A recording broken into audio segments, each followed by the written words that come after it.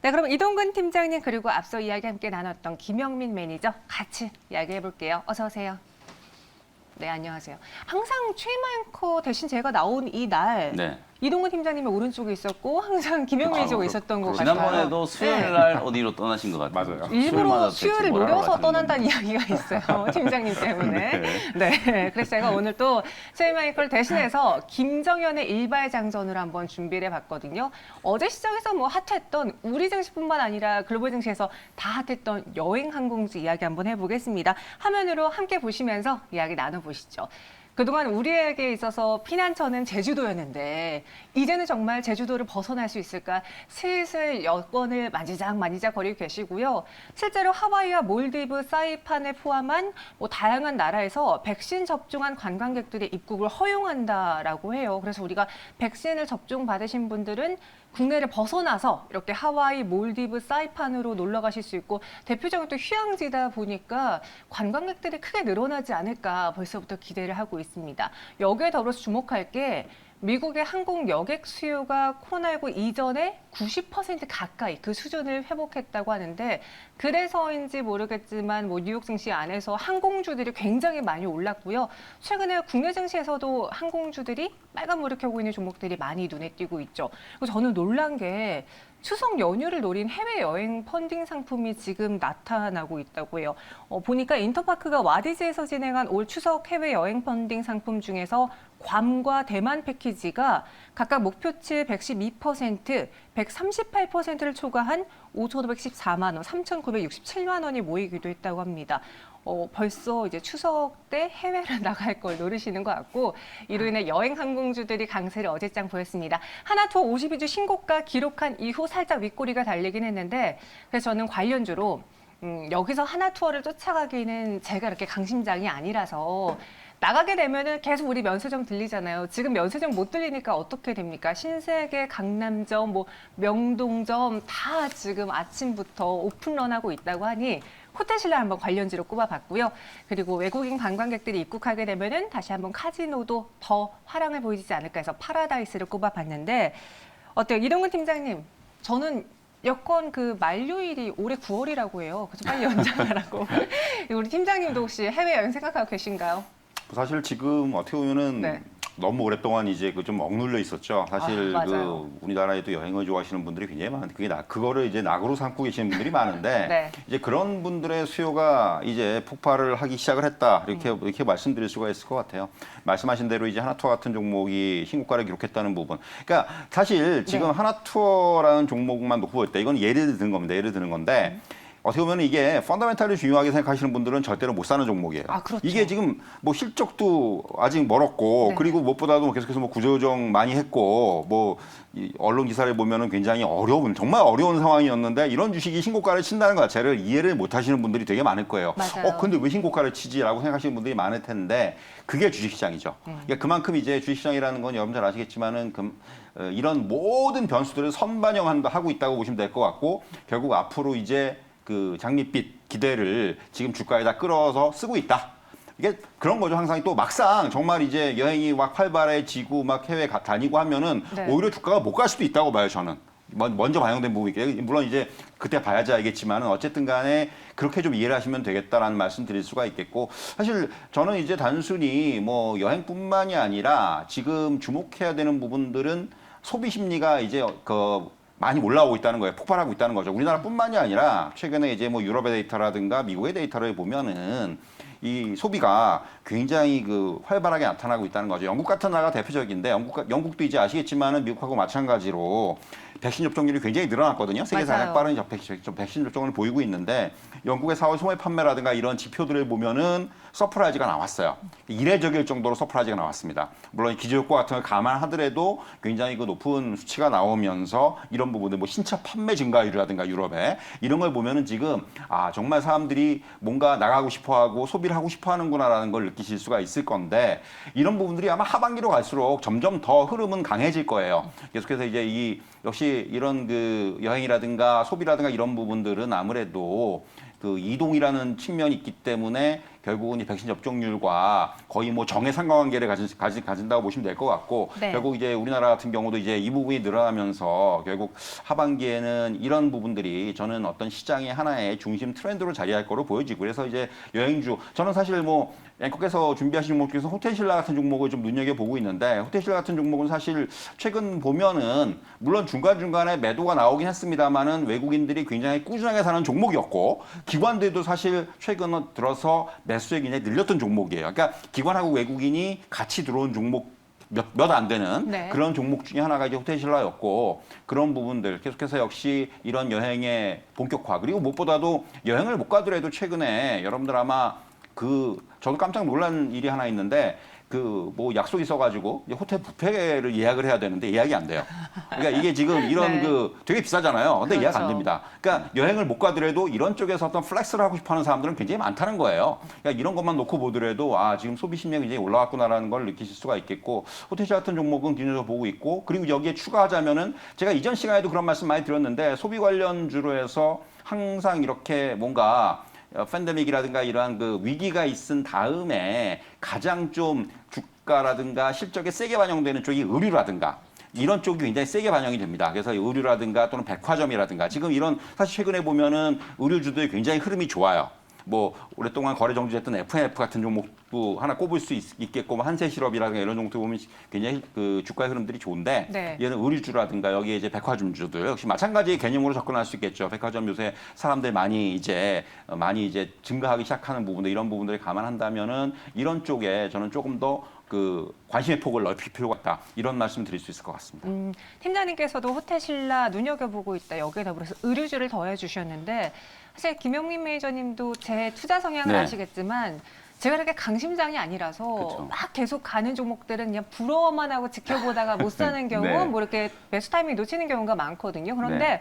아마 여행주들이 그러지 않았을까 싶어요. 이럴 그렇죠. 때 투자자분들은 어떤 전략으로 그냥 과감하게 올라타야 되는 건지 아니면 언젠간 줄 조정 기회를 노려봐야 될지 어떻게 생각하세요? 사실 이제 하나 투어, 모두 투어를 이제 지금 진입하는 거는 약간 조금 부담스러운 가격이 아닐까 저는 그렇게 생각이 좀 들거든요. 네. 팀장님께서 잘 말씀해 주셨던 것처럼 사실은 이제 몇 가지 이제 이슈들이 딱딱 맞아떨어지면서 최근에 이제 주가 강세가 좀 나타났어요. 실적은 뭐 하나 투어, 모두 투어 여러분들 확인해 보시면 아시겠지만 작년에 뭐 1,000억 넘게 영업 적자가 나왔고 올해도 거의 비슷한 수준의 영업 적자가 지금 나올 걸로 예상이 좀 되고 있거든요.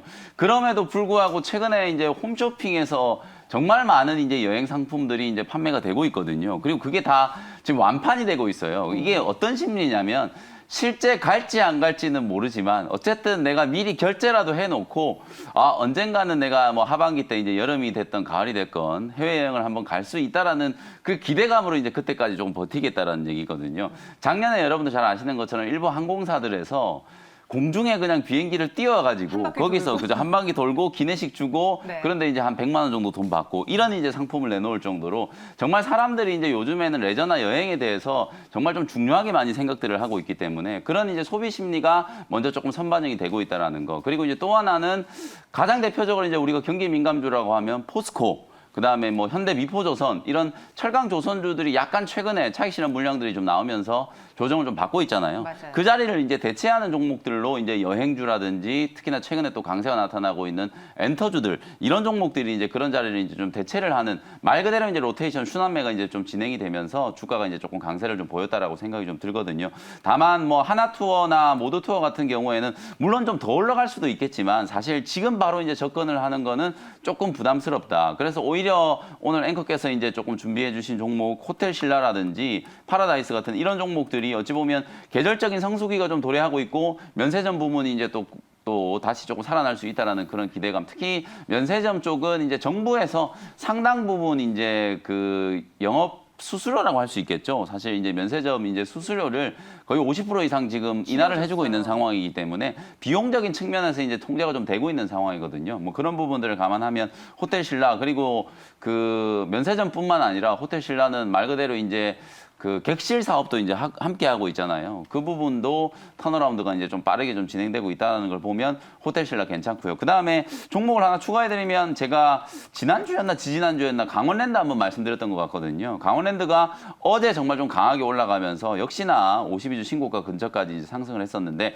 아무래도 이제 여행주들과 이제 비교를 해봤을 때는 여전히 이제 강원랜드가 조금 저평가되어 있다는 거거든요. 제가 앞서 키워드 시간에 그 학생들이 이제 2학기 때부터는 전면적인 좀 등교를 할 수 있다 이런 걸 이제 기대한다 그랬잖아요. 우리 네. 대한민국 일반 국민들은 7월 달로 지금 예정되어 있는 사회적인 거리두기의 어떤 전면적인 개편이라는 건 이제 좀 완화되는 걸 이제 많이들 좀 기대를 하고 계시거든요. 그러면 아무래도 이제 그 카지노 기업들 중에서는 뭐 내국인 전용 카지노가 강원랜드가 거의 유일하잖아요. 그리고 이제 이 카지노뿐만 아니라 강원랜드는 뭐 워터파크라든지 뭐 리조트 그다음에 뭐 객실 사업도 다 같이 이제 하고 있는 상황이기 때문에 레저 관련된 이제 수혜주로 본다면 강원랜드도 충분히 여러분들이 좀 관심을 가져볼 만하다. 다만 최근에 어쨌든 시장의 좀 트렌드는 기관 외국인들이 좀 적극적으로 사는 종목들 보면 어쨌든 좀 많이 올라간 종목은 좀 조심할 필요가 있다.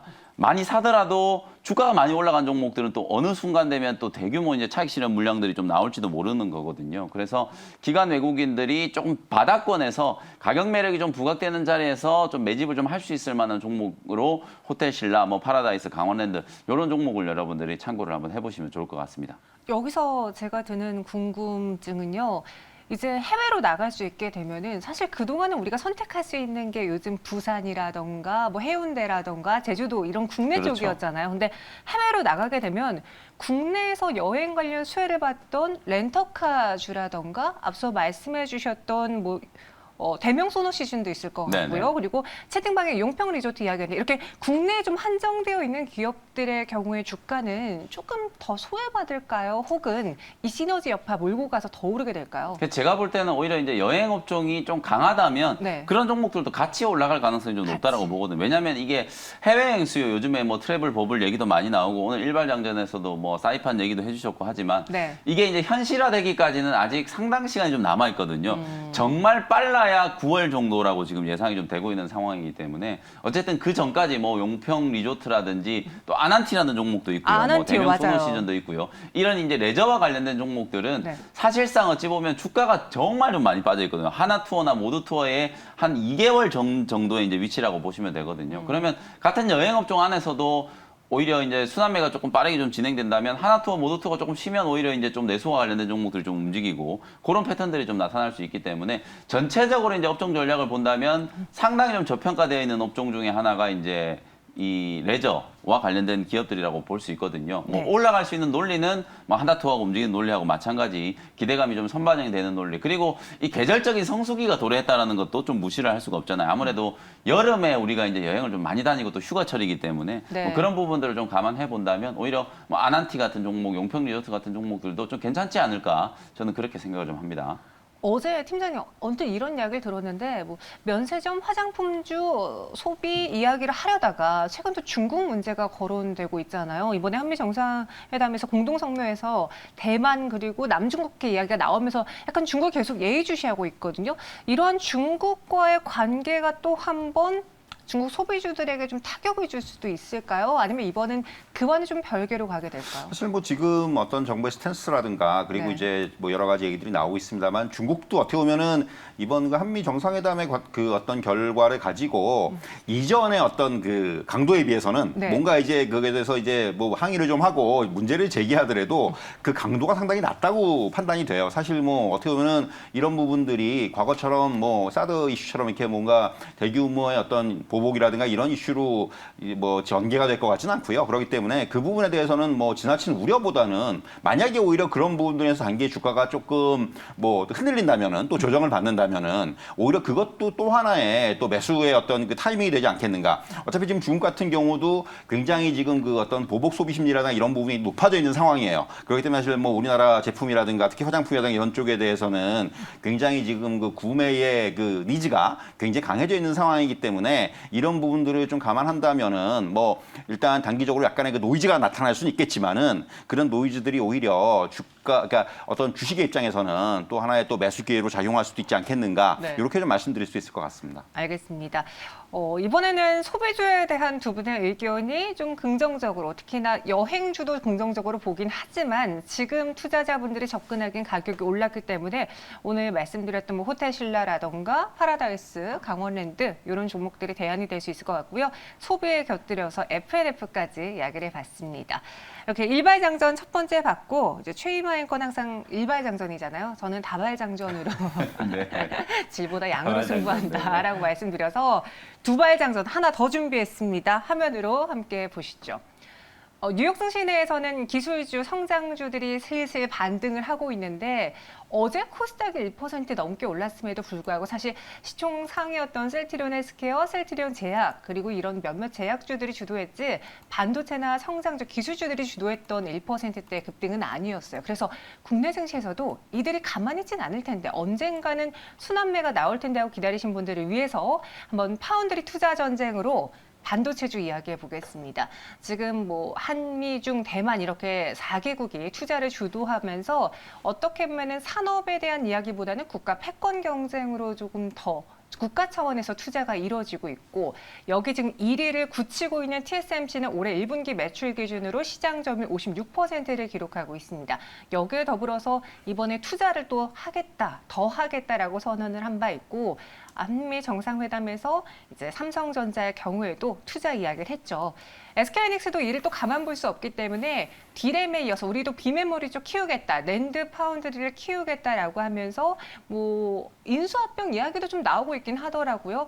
또 한 어플라이어드 머티리얼즈와 램 리서치도 뉴욕 증시 내에서 반등을 지속하고 있는데 국내 증시에서 이 파운드리 투자 전쟁으로 인해서 수혜를 볼 만한 종목 무엇이 있는지 드디어 이들에게도 기회가 올 수 있을지 저는 관련주로 한미 반도체를 꼽아봤는데 김명훈 매니저님 또 반도체 이야기하면은 한 2-3시간 동안 할 수 있잖아요. 네, 2-3시간 하고 싶은데 요즘에 너무 좀 답답해요. 왜요? 사실 국내 증시가 좀 이렇게 힘이 좀 떨어진 게 반도체 종목들 때문이 아닐까. 그렇죠. 삼성전자 주가가 지금 너무 못 가잖아요. 맞습니다. 삼성전자 주가와 미국의 마이크론 테크놀로지 주가만 좀 비교를 해보더라도 너무 삼성전자 주가가 좀 뒤처지고 있다. 다만 네. 여러분들이 이제 좀 생각을 하실 때 삼성전자의 이제 주가가 작년 연말 연초에 좀 지나치게 조금 빠르게 좀 올라왔다라는 걸 조금 감안을 해주실 필요는 있을 것 같고 그리고 실제로 최근에 뭐 삼성전자의 목표 주가가 일부 좀 하향 조정됐다라는 거 뭐 그런 부분들이 사실 반도체 업황에 약간은 조금 투자 심리를 좀 위축시킨 요소가 아닐까 저는 그렇게 생각을 하거든요. 다만 제가 이제 뭐 목표 주가 하향 조정한 것도 이제 진짜 의미에 대한 건 뭐 무료 방송 시간에도 많이 여러분들께 좀 해석을 해드렸다시피 뭐 기우에 불과하다. 여전히 이제 삼성전자 그리고 반도체 업황에 전망은 좀 밝다. 그리고 오늘 또 이제 이발장전, 두발장전으로 이제 제시해 주신 이제 파운드리 쪽에 대한 투자. 네. 사실상 저는 이게 가장 핵심이라고 보거든요. 결국 삼성전자의 기업 가치를 결정하는 게 가전 쪽에서 아무리 영업이익 많이 나와도 스마트폰 아무리 실적이 잘 나와도 삼성전자 주가가 오르지 않는다라는 거거든요. 결국은 반도체 쪽, 그 중에서도 시스템 반도체 쪽이라든지 파운드리 쪽에서 가시적인 성과 그리고 이제 캐펙스 투자와 관련된 부분들에 대한 불확실성이 좀 해소가 좀 되어야 삼성전자 이제 주가가 좀 분명히 움직일 수 있다라는 거, 그걸 여러분들이 좀 참고해 보시면 좋을 것 같고 대만의 TSMC가 미국의 공장을 지금 6개를 신규로 짓는다라고 얘기했거든요.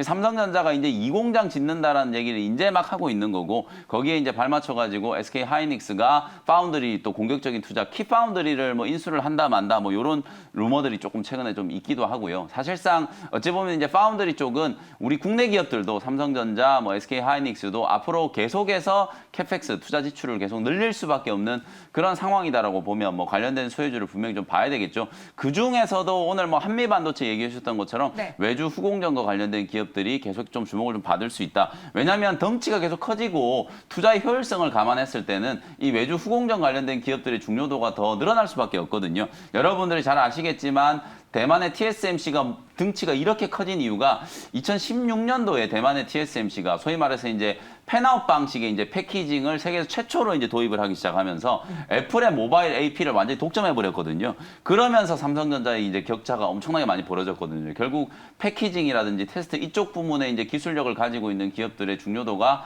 그만큼 이제 날이 갈수록 좀 높아질 수밖에 없다. 그래서 한미반도체라는 기업 그리고 뭐 하나마이크론 하나마이크론 같은 경우에는 어저께 또 장 끝나고 나서 이제 뭐 SK 하이닉스 쪽에 외주 후공정 맞아요. 파운드리 투자하는 거에 이제 또 직접적인 수에 뭐 단연간 거의 1조 원 이상의 외주 후공정 이제 수주를 입을 수 있다라는 그런 보도가 나오면서 시간의 시장에서 8%가 넘게 이제 급등을 했거든요. 이런 식으로 뭐 한미 반도체는 약간 이제 해외 쪽 매출에 조금 기댈 수 있는 종목 그리고 하나마이크론은 국내 쪽 뭐 삼성전자도 P3, P4 공장 계속 투자를 해야 되고 SK 하이닉스 역시 마찬가지로 파운드리 쪽에 이제 공격적인 좀 투자를 하려고 준비를 하고 있기 때문에 국내 투자와 관련된 이슈 속에서는 하나마이크론 관련된 기업들이 좀 주목을 좀 받을 수 있다라는 거 말씀을 좀 드려보도록 하겠습니다. 하나마이크론 차트 보면서 좀 이야기를 해볼게요. 지금 딱 이제 동시효과 구간 들어왔는데 말씀하신 것처럼 어제 시간에서 나온 뉴스 때문에 잠깐 시간에서 상한가를 기록하기도 했었고 현재도 한 10%가량의 동시효과 구간 상승 출발을